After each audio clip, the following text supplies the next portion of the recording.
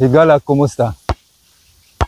Ang Davao karon daw sama sa under martial law na kay 2,000 ka personnel sa Philippine National Police ang nilusob sa KOJC, Kingdom of Jesus Christ, ni Pastor Apollo Kibuloy aron mo serve sa search sa warrant of arrest batok sa leader sa KOJC na si Pastor Kibuloy o 5 pa kanya kakauban sa salang human trafficking.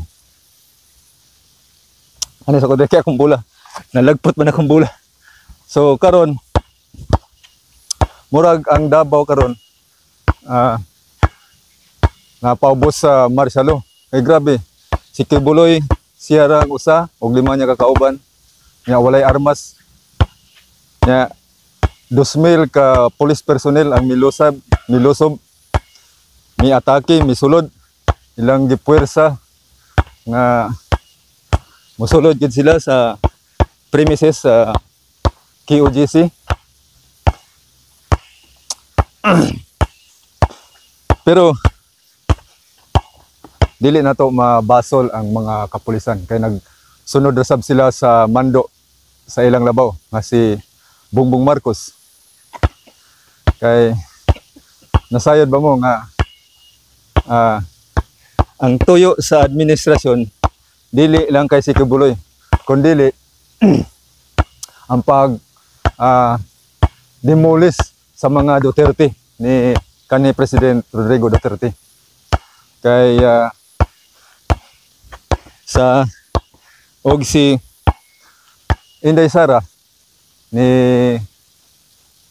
pagawas og pamahayag og nangayog pasaylo sa mga KOJC nga unta siya pasayloon kay niadtong panahon sa kampanya sa 2022 iya manggihangyo ang mga membro sa KOJC nga suportahan si Bongbong Marcos. Pero karon unsaon karon ang resulta karon nga si Marcos naman hinuon ang naglisod-lisod sa ilang grupo. Oy, umakyat. So, ang gobyerno nato karon puro na lang kagubot ang ilang gihatag sa katawhan. Murag sila na lang ang pirmi unsa ni? Murag martial law na ba? Kay kung unsa ilang gusto buhaton, ilang buhaton, dili sila maghuna-huna kung unsa ang epekto o kadaot sa mga Pilipino. Og muit sa usata. Oy. Ay sasit, pamamasyat. Syat. Syat. So, ang kitang mga kabos, huwag tayo daganan sa mga politiko. Kaya, usa ka dako kayong issue karon. Nahibaw ba mo yan ang mga pondo sa PhilHealth? May adunay 89.9 billion pesos ang pondo sa PhilHealth nga giingon nila excess fund sa PhilHealth. Unya ang gobyerno bot nilang kuhaon ilang kuhaon o ilang ibutang sa National Treasury. Gani niadtong nilabay nga or kining bulana 10 bilyones ang ilang gikuha sa PhilHealth o ilang gibutang sa National Treasury. Og nato pang mga niaging mga bulan 20 bilyones, 20 billion ang ilang nakuha. So, a total of 30 billion. So, 30 billion ang ilang nakuha nga pondo gikan sa PhilHealth. Nga ilang gibutang dito sa National Treasury. So, ilan ang tawagon og unprogrammed fund kay boto sa botana pundo na siya nga mangita pa og project. So, kana siya pro na siya sa corruption. Nga si Secretary sa Finance si Ralph Rick tumingon nga dili na siya illegal kay na nabutang man na sa GAA o kanang General Appropriations Act. Oh. Kanang GAA go dila nang buhaton sa current year pero ang budget na sa next year sa 2025. So aduna pa nabilin nga pila 50.9 billion na pundo sa PhilHealth nga ilagay po ng kuwaon. Oh, unya nasayod ba mo nga ang gobyerno karon ni Marcos wala na kayo siya mga infrastructure nga gibuhat dili pareha sa panahon ni Duterte nga daghan kay tag mga infrastructure o mga build project. So karon sa panahon ni Bongbong Marcos wala na. So puro na lang sila ayuda. So nakibaw na ta nga kanang ayuda dili man gina mahatag tanan sa mga kabus. Ang uban ana naam gina sa bulsa sa mga politiko. So kanang excess funds sa PhilHealth puron kay na sa corruption. Nga ang style ba sa mga politiko daghan kay na sila mga unsa na atong mga pundo nga dili nila i-liquidate or kanang Senate o Congress dili na sila gi-require sa Commission on Audit nga mag-presenta og resibo.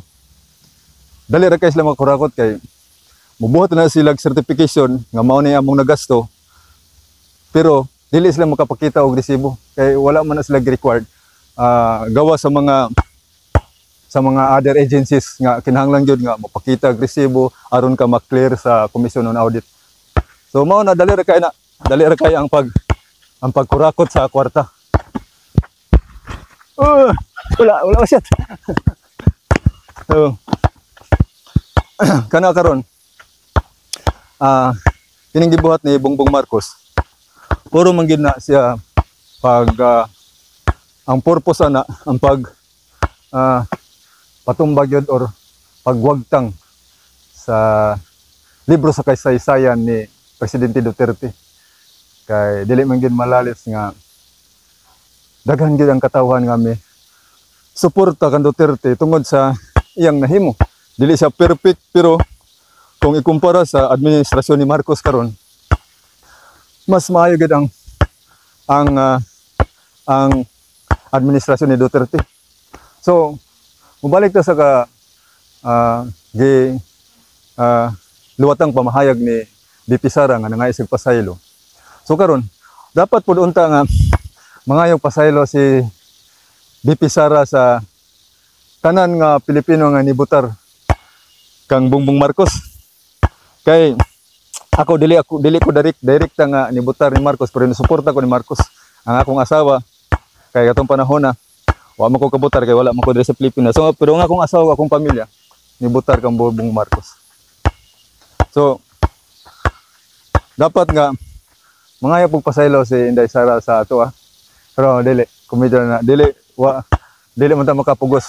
So kung kitang tanan mituo pa sa awhag ni President Duterte ni atong panahon sa kampanya nga ayaw niyo butari si Bongbong Marcos kay weak leader na siya. So dili yung tanim mahitabo karon ng atong natagamtaman na ang gobyerno mura na og marsyalo ba sila na tanan ang gamhanan sila na kung matuman tanan. So kung say gusto nilang buhaton matuman dayon. Dili na sila magtanaw sa kaayo sa katawhan. So tama gi kay si Digong. So tama kay si Digong kay sa una mingon lagi siya nga ayaw niya butoy si Marcos kay weak leader na siya. So kung mituman po unta si Sara sa iyang amahan.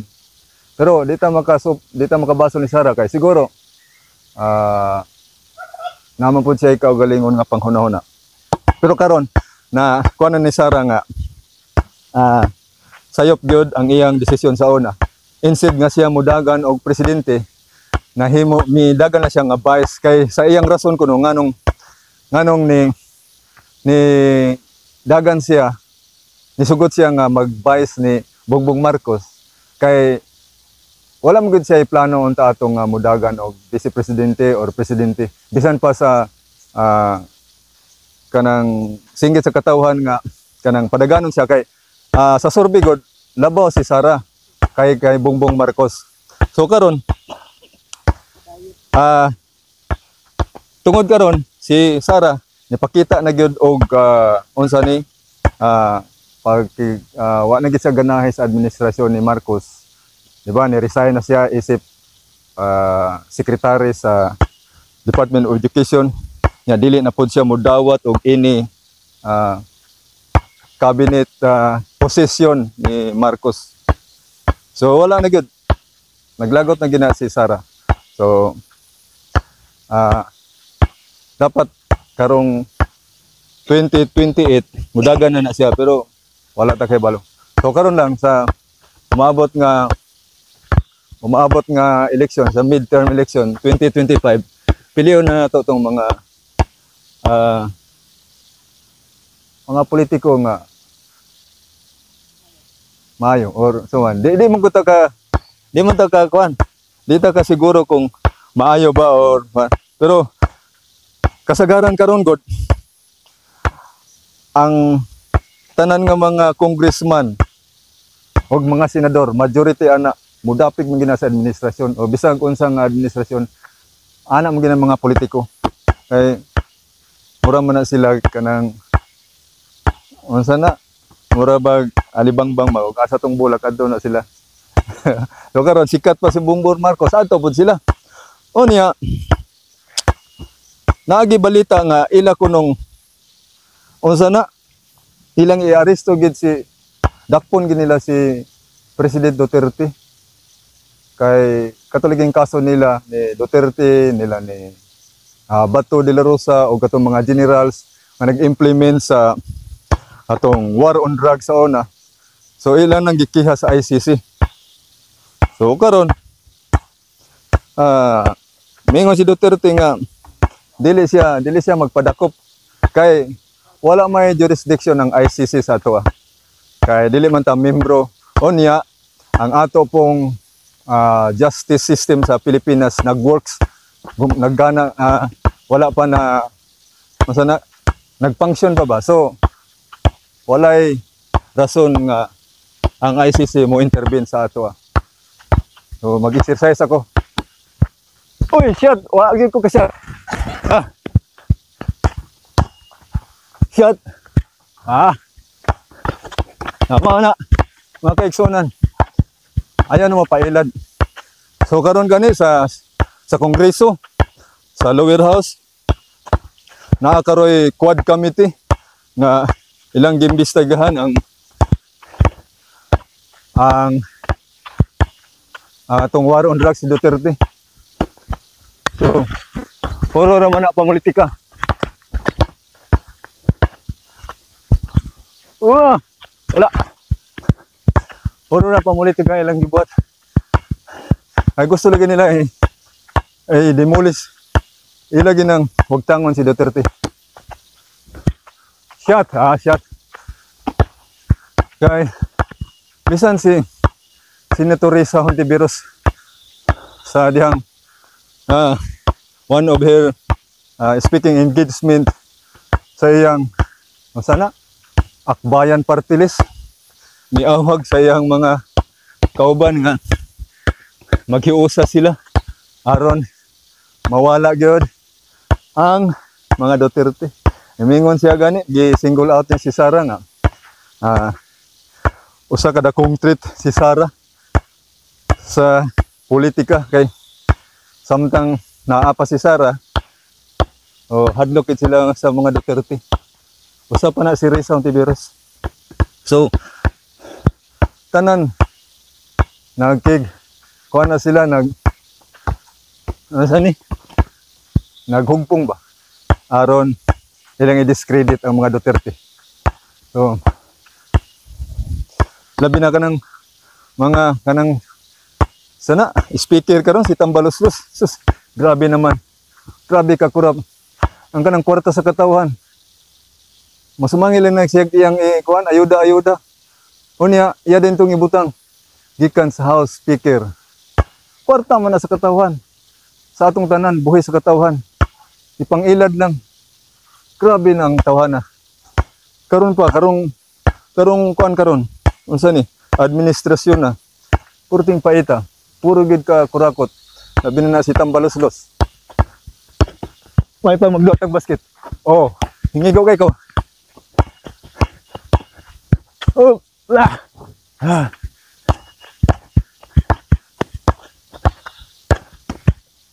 Shot. Uy, wala.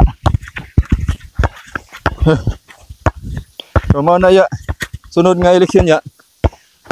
Ayaw na pagbutar atong mga senador nga kakampi sa administrasyon.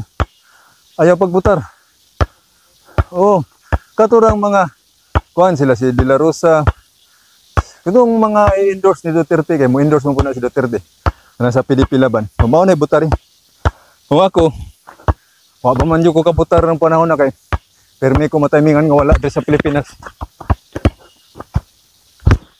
Uy. Wala ya.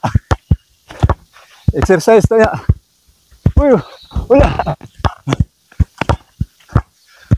Video ya.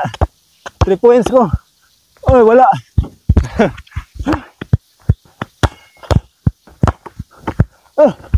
Shot.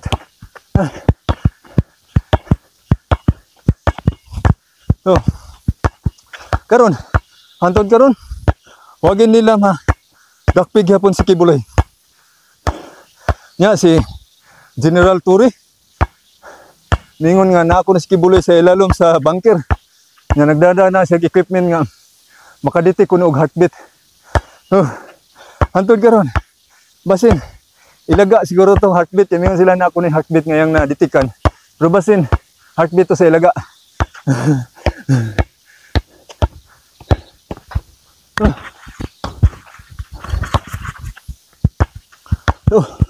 Grabe karon politika sa Pilipinas.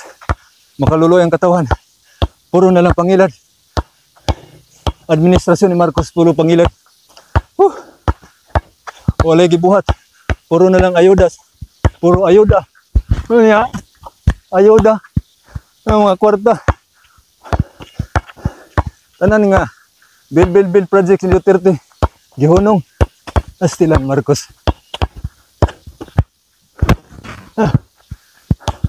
Paita.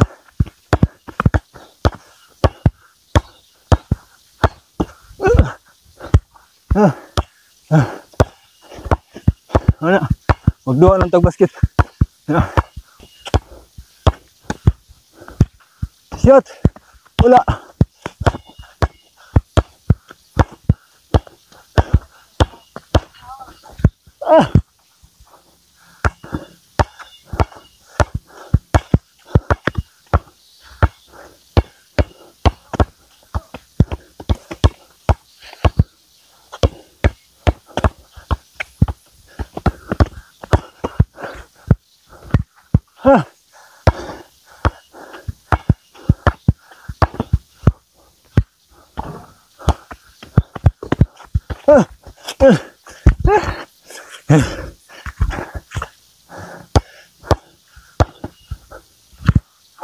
So, mao na akong basketballan diri. Kalingawan. Human sa akong trabaho sa magduwa na akong basket. Wala.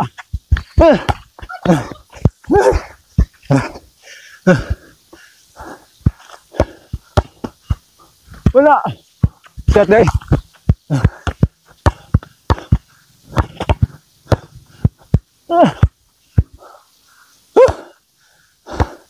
Uy.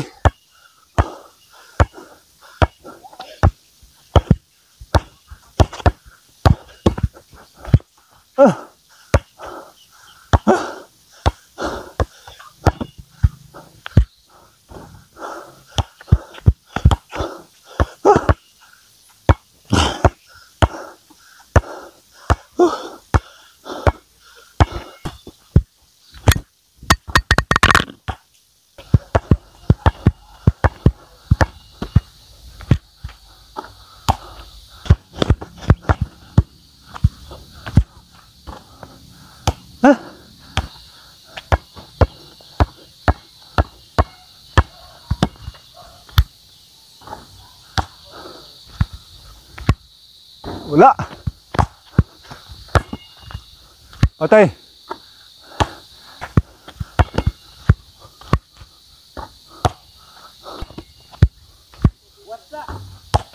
Dali, haya, ato ta sa garden. Ako pakita sa mga akong gitanom nga sili.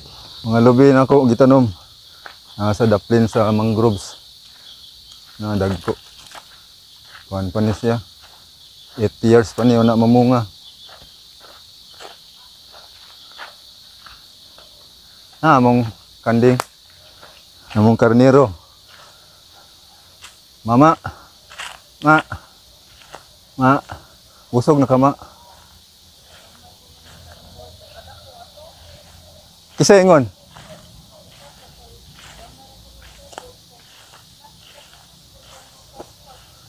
Oo. Namulak ng kapayas. Yellow din yung kapayas. Oh. Yellow ang bunga. Oo. Yellow. Kaon, oo. Oh. Itambok na. Yellow, tanawa. Yellow man din yung kapayasa. Akong okra. Okra. Dala, akong gitanom nga sili ganiha. Ako sang gitabunan. Dito man niya akong gibalhin. Oh, kay landong man, dili ka bunga ba na, gibalhin ako diri. Di, landong ka niyo, landong. Aram mo daghan. Oh. Tambok man. O, kitaan ng kapayas. Alin na.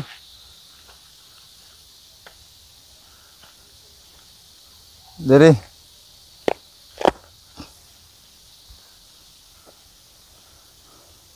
Ini among payag.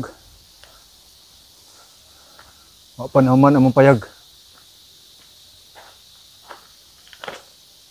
Payag.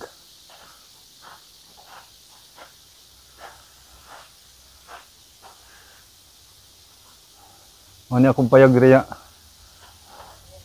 Oh. Hapit na mahuman akong payag. Oh, kaniya. Hapit na mahuman. Dere lutuan. Kaniya. Riya sa likod. Na dito ang septic tank.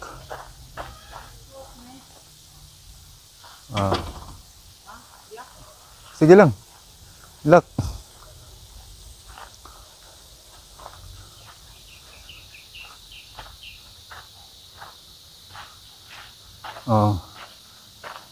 Nabot na ta sa atong payagya. Pahuway na ta. Pahuway na ta.